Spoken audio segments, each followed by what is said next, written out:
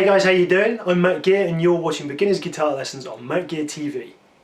Today I've got a new chord progression for you. It's got 4 chords in it this time rather than 3, 2 of which are minor, so it's got a little bit more interest than the 3 major chord progression that I played for you last time. Here's what it sounds like.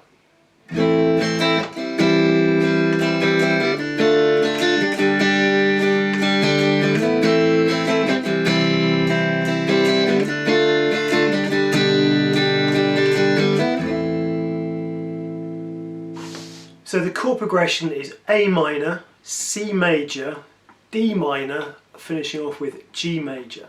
So we've seen a couple of those chords before, but let's have a look at that close up so you can see how it works. So I'm going to play through this really slowly to start off with so you can see what I'm doing. The first chord is an A minor. So open A string, that's the second string down from the top.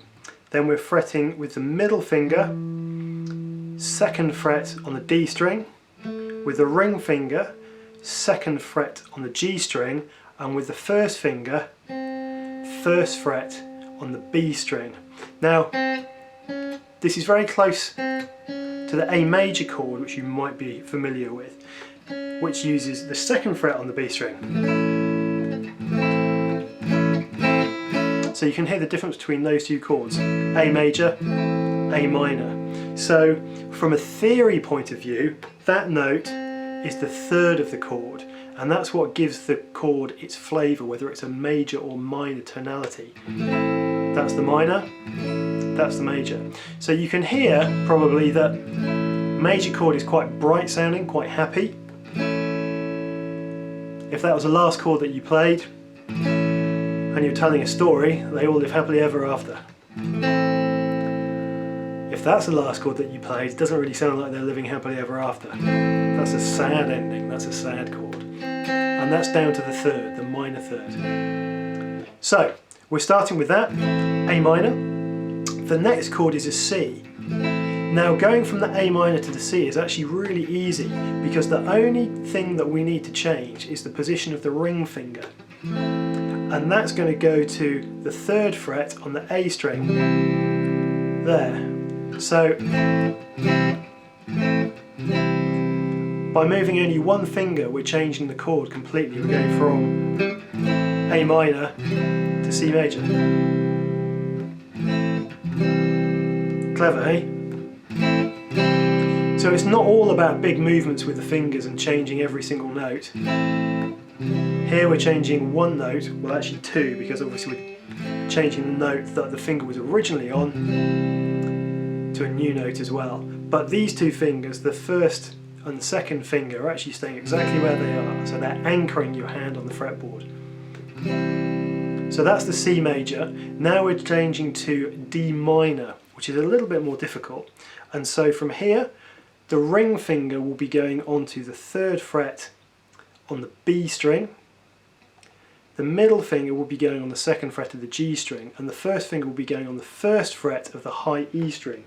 And again, we've seen the D major chord before, which is this. So 2nd fret on the high E string. So as with the A, we can hear that the D major's happy, D minor is quite a sad chord. Actually the saddest of all keys, if you like your Spinal Tap. So, A minor, C, D minor, and then G.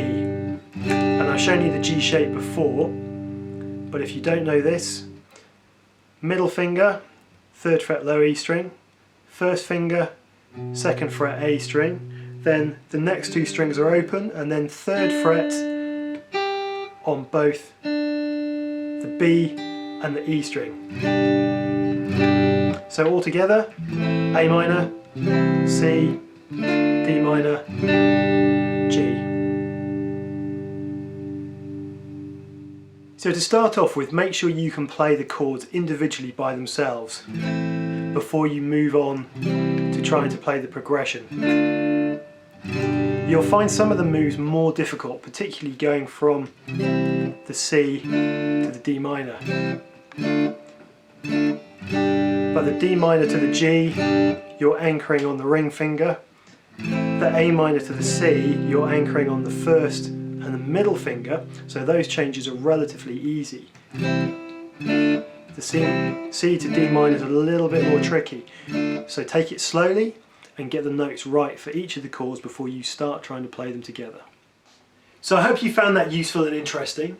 As with the previous chord lesson, what you should do once you've got those chords under your fingers and you can play it the way that I've been playing it, is to try and change the rhythm, so different patterns with your right hand strumming, and then try and play the chords in different orders, mix them up and start trying to write your own progressions using those 4 chords.